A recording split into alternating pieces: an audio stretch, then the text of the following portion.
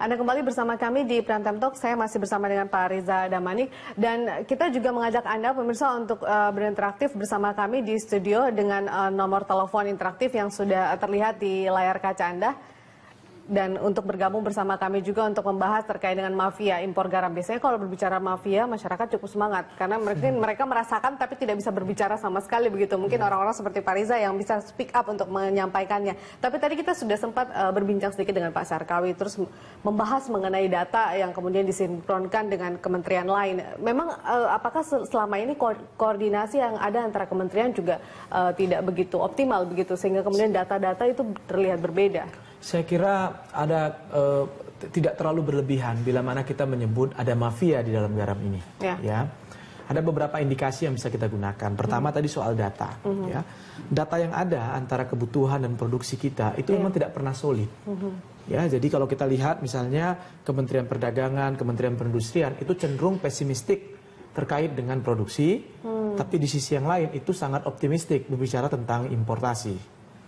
Di sisi yang lain juga kita lihat misalnya Kementerian Kelautan dan Perikanan. Saya kira ini menarik ya. Kementerian Kelautan dan Perikanan dalam kurun 10 tahun ke belakang misalnya itu terus melakukan terobosan-terobosan di mana produktivitas dari garam kita itu terus tumbuh. Jadi memang optimis ya, kecenderungan datanya seperti itu. Di daerah pun daerah-daerah begitu, daerah-daerah yang menjadi mitra dari Kementerian Kelautan dan Perikanan untuk kegiatan produksi garam ini juga cenderung optimistik gitu. Nah, saya melihat bila mana data saja kita tidak punya situasi seragam dalam konteks melihat data ini, bagaimana kita bisa menentukan berapa sesungguhnya kebutuhan garam kita untuk konsumsi, untuk industri, berapa sesungguhnya kuota yang akan kita keluarkan untuk importasi tadi, begitu ya. Dalam situasi itulah saya mengira ini menjadi satu persoalan cukup serius. Indikasi kuat, kok bisa negara yang begini besar, ya, infrastruktur birokrasinya begitu ketat, puluhan tahun kita tidak punya data yang sama ya untuk melihat garam. Itu satu. Ya, dugaan saya ada kesengajaan untuk membuat data tidak solid. Yang kedua adalah kaitan dengan tadi itu, misalnya melihat garam rakyat ini, apakah benar seluruh kebutuhan industri itu tidak bisa dipenuhi dari dalam negeri? Ya, kita tahu misalnya untuk kebutuhan industri itu butuh perhitungan-perhitungan tertentu, butuh kualifikasi tertentu, ya, kadar kimiawi dan seterusnya yang sangat spesifik. Nah, konteks itulah saya ingin katakan bahwa ketika untuk pertambangan misalnya dengan jenis yang berbeda, tentu dia akan membutuhkan kadar yang berbeda pula. Untuk kertas dia membutuhkan yang berbeda pula. Untuk apalagi ya jenis-jenis untuk alat kebersihan dan seterusnya mungkin dia akan membutuhkan kadar yang berbeda pula dan seterusnya. Pertanyaan kita adalah, apakah seluruh dari model ini, dari kualifikasi ini, kita tidak bisa memenuhinya? Atau ada standar yang tertentu yang bisa kita kejar untuk bisa memenuhinya? Kita punya anggaran yang cukup untuk bisa mengintervensi teknologi, untuk bisa mengejar ketertinggalan tadi. Pertanyaannya, mengapa sampai sekarang kita tidak melakukan transformasi yang lebih transparan dalam kerangka untuk bisa mengejar ketertinggalan-ketertinggalan tadi? Ya, itu indikasi yang kedua. Yang ketiga adalah, saya ingin mengatakan, dalam banyak kesempatan, polemik tentang importasi garam ini kan selalu terjadi pada saat panen raya. Ya, ketika petambak garamnya itu berproduksi, lalu saat itu adalah peluberan dari impor tadi. Kan selalu begitu. Ya. Dan dalam situasi yang seperti ini, karena trennya terjadi tiap tahun, pertanyaannya kenapa pemerintah tidak bisa ngerem di saat-saat itu? Kalau memang, kemudian lihat dulu berapa produksi kita. Karena kalau memang itu industri, ya, industri yang ingin membutuhkan garam ini kan bukan industri main-main nih. Ya, jadi artinya harusnya dia sudah punya skenario kapan dia harus impor, kan begitu. Ya, nggak mesti juga harus dilakukan pada saat panen raya, kan begitu ya. Jadi dia harusnya bisa stop untuk melakukan itu, untuk melakukan impor. Jadi sehingga saya melihat kok bisa-bisanya importasi itu justru terjadi pada saat produksi pada naik. Panen, harusnya kan bisa di stop, direm dong. Dilakukan aja beberapa bulan sebelumnya misalnya seperti itu dan seterusnya. Pihak-pihak yang kemudian bisa melakukan itu dari Kementerian Perdagangan sendiri begitu. Saya ingin katakan begini, ini saya sengaja tadi coba untuk lihat ya. Jadi misalnya ini untuk importasi garam itu kan rekomendasinya ada nanti dari Kementerian Perindustrian misalnya untuk industri ya, saya katakan ya. Kalau kita lihat dari apa yang ada di sini, memang ada unsur yang diberikan kemudahan-kemudahan. Ya, ada 12 item ya untuk importasi garam misalnya, ya, rekomendasinya nanti ke Kementerian Perdagangan. Kalau kita lihat dari sini, ya, saya menduga ya sulit bagi Kementerian Perindustrian untuk melakukan check and recheck. Apakah benar data yang diberikan ya sebagai bentuk betul-betul kebutuhan mereka. Kuota yang dimintakan itu untuk importasi itu sesuai dengan kebutuhan yang mereka inginkan. Kira-kira poin apa di situ yang kemudian ingin menyampaikan bahwa sebegitu sulitnya kemudian koordinasi dengan Kementerian Perindustrian dan Perdagangan? Artinya saya ingin katakan, ini memang kekuatannya ada di asosiasi tadi, perusahaan-perusahaan tadi. Ya, kalau kita bicara tentang perusahaannya ya, kita bisa mengatakan ya, saya pernah diskusi dulu dengan Pak Fadil Muhammad pada saat beliau menjadi Menteri Kelautan dan Perikanan, beliau mengatakan ya ini hanya sekitar 5-7 saja pemainnya, kan begitu ya. Jadi artinya sebenarnya kalau kita mau melihat importasi garam ini, mau mendalaminya, lihat saja dokumennya, siapa saja yang mengajukan itu. Toh dia tidak terlalu banyak, ya. Kalau kita lihat pemainnya hanya 5-7, artinya bisa diselidiki. Pemerintah bisa menselidiki itu, gitu, nggak terlalu berlama-lama. Dan ini bukan pemain baru 2-3 tahun terakhir, gitu ya. Ini sudah berlangsung bahkan puluhan tahun mulai jadi, ya. Sehingga kalau ingin dilihat rekam jejaknya, maka rekam jejaknya itu sudah bisa terlihat permainan itu dalam waktu yang cukup panjang begitu. Indikasi yang keempat adalah terkait dengan BUMN kita, PT Garam itu sendiri.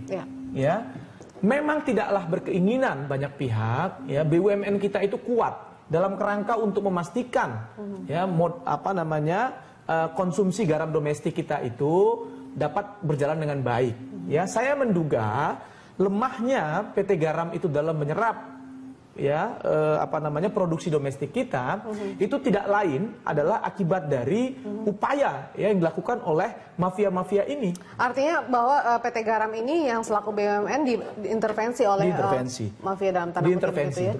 Sebenarnya jadi, kemudian penyerapannya bisa optimal, betul, tapi tidak seperti itu. Ya, jadi memang dia dilakukan dalam beberapa skenario. Skenario pertama adalah regulasinya. Ya, itu deregulasi ya.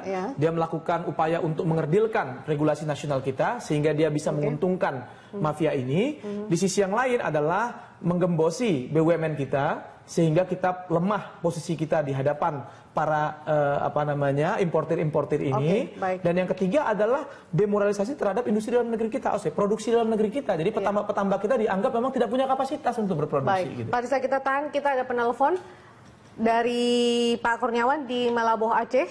Pak Kurniawan? Ya. Ya.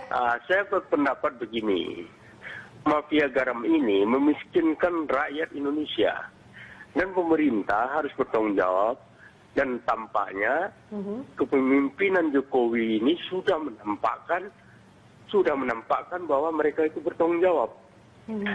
Hanya saja untuk melawan mafia dan spekulan garam ini itu tidak mudah, karena ada permainan mafia dan spekulan garam dengan orang di dalam itu. Diperkirakan begitu. Karena mafia ini dan spekulan ini tidak takut memberikan uang sebesar 20-30% kepada siapa saja yang bisa membantu mereka dari dalam. Jadi mereka itu menguasai data-data tentang produksi garam Indonesia dan distribusi garam Indonesia. Dan data produksi dan kontribusi garam itu tadi mereka gunakan untuk memukul Indonesia lewat garam impor. Sehingga rakyat kita tetap miskin, petani garam kita, apabila tidak dicarikan solusi, yaitu dengan membangun 8 sentra produksi di seluruh Indonesia di daerah-daerah potensial dan strategis. Nah, itu pendapat saya. Baik Pak Kurniawan, terima kasih sudah berpartisipasi bersama kami di Prime Time Talk. Saya langsung ke Pak Riza. Ini juga mungkin pertanyaan yang ingin saya sampaikan ke Anda, bahwa apakah memang memberantas mafia ini tidak mudah begitu? Kalau dari Pak Syarkawi tadi mengatakan sebenarnya tidak sulit untuk memberantas mereka. Tapi kalau memang 5-7 nama itu atau 5-7 oknum tersebut sudah lama beroperasi dengan modus seperti ini, harusnya sudah lama juga ketahuan begitu. Tapi kemudian mereka punya kepentingan-kepentingan di dalam. Ya tentu, mafia kan selalu menggunakan invisible hand ya. Jadi kita tidak pernah tahu tapi ada barangnya kan begitu ya. Saya ingin mengatakan yang tadi saya sebutkan 4 indikasi itu mengindikasikan bahwa memang peran-peran negara itu tidak berfungsi. Ya, yang harusnya bisa difungsikan. Nah, sehingga kalau kita ingin memberantasnya, mulailah dari instrumen-instrumen yang tadi saya sebutkan. Pertama tentu kita harus lihat dulu, bagaimana proses untuk menentukan kuota impor tadi itu. Ya, karena kan sekarang ini dia seolah-olah dia menjadi voluntary. Ya, saya mau berapa saya ajukan. Ya, tidak ada juga saya dengar beberapa kali itu tidak ada juga verifikasi juga. Jadi azas kebiasaan saja kan begitu ya. Azas kebiasaan juga. Kalau memang seperti itu adanya, perlu diketahui setiap tahun kalau kita impor tahun ini belum tentu tahunnya habis semua tuh yang kita impor. Ya, jadi masih ada sisa juga untuk tahun depan. Nah, sisa ini juga pertanyaannya adalah kemana ini barang, ya? Ini kan perlu diselidiki juga kemana ini barang ini dan seterusnya. Yang kedua saya ingin katakan bahwa sulit untuk dibantah, praktiknya sekarang garam konsumsi pun ada di antaranya yang impor. Ya, meskipun dikatakan tidak ada, tapi ternyata barangnya ada. Meskipun alasannya impor itu karena kebutuhan industri dan menginginkan garam yang kualitasnya istimewa, begitu jadi ya? Jadi kan ada yang dikonsumsi ya. Jadi pertanyaan saya adalah, kalau memang itu terjadi, berarti kan nggak mungkin bisa masuk kok tanpa diketahui oleh instrumen negara. Ya, pertanyaannya kenapa dia tidak tahu? Nah, dari sana kan bisa kelihatan. Saya ingin mengatakan ada peluang kita. Peluang kita yang pertama adalah proses yang sedang berlangsung sekarang di Polda Metro Jaya ya, tentang terkait dengan Kementerian Perdagangan ya. Temuan-temuan di sana saya kira itu perlu didalamin ya, karena sudah ada saya mendengar sudah ada indikasi di mana ada kaitan juga dengan urusan garam ya, perizinan kuota garam itu. Yang kedua adalah kaitan dengan rekomendasi-rekomendasi yang ada di Kementerian Perindustrian. Saya kira ini perlu didalamin juga ya, karena yang mengajukan kuota-kuota ini tadi ya, yang meminta rekomendasi importasi garam ini tadi, itu industrinya sebenarnya nggak berubah-ubah, itu saja. Ya, pelaku-pelakunya itu saja. Nah, pertanyaannya, kenapa kuota dia bisa bertambah? Apakah memang industri kita dalam negerinya makin bertambah? Atau memang dia hanya yang ingin melakukan spekulasi terhadap perdagangan garam dalam negeri kan begitu? Karena pada kenyataannya ternyata ada negosiasi nih, ya antara si pemilik importir ya dengan Kementerian Perdagangan atau Kementerian si perusahaan dengan Kementerian Perindustrian dan seterusnya. Itu saya kira konteksnya. Maka saya ingin katakan begini.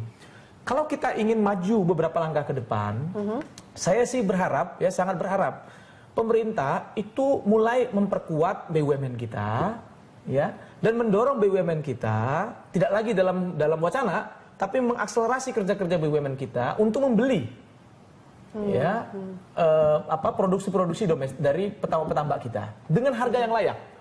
Ya, dengan harga yang layak.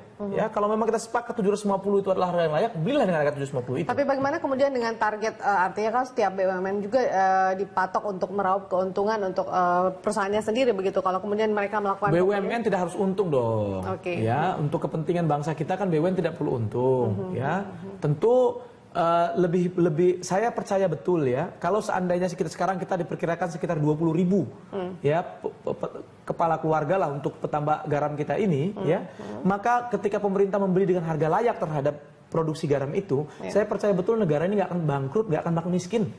Ya, cukup itu untuk membeli itu. Yang kedua adalah tentu kita perlu lihat dengan baik kualifikasi dari industri dalam negeri kita. Ya, pertambangan itu berapa sih kebutuhannya dan bagaimana sih kualifikasi yang diperlukannya. Maka kalau kita belum bisa untuk mengelola keseluruhannya, kita harus mulai dengan membangun roadmap-nya. Ya, jadi 5 tahun ke depan apa yang sebenarnya akan kita penuhi? 10 tahun ke depan apa yang bisa kita penuhi? Kita kembali melihat kasus impor garam ini sendiri ya, Pak Riza. Kalau misalnya kan saat ini kemudian polisi sedang melakukan penyelidikan masih terkait kasus tersebut, pendalaman lebih jauh, KPPU juga sedang melakukan itu. Kira-kira ada kemudian langkah lain yang bisa diambil oleh pemerintah yang saat ini tengah tahu bahwa ternyata kemungkinan ada mafia di proses impor garam ini sendiri begitu. Apakah kemudian dengan membuat regulasi baru atau mengganti regulasi yang menjadi celah mungkin bagi para Saya kira input outputnya perlu dilihat ya. Saya khawatir betul bila mana importasi garam ini sepenuhnya saya dengar ya dalam paket kebijakan ekonomi jilid pertama ini ada upaya untuk memendekkan